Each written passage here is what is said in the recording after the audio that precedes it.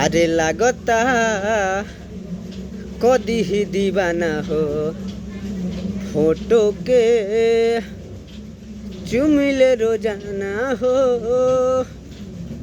अरे मान ले बिया हमके पति, मान ले बिया हमके पति, पगली देखावे अगरबत्ती, पगली देखावे अगरबत्ती, बनल चाहतिया श्रीमती, अरे बनल चाहतिया श्रीमती, पगली देखावे अगरबत्ती, पगली देखावे अगरबत्ती।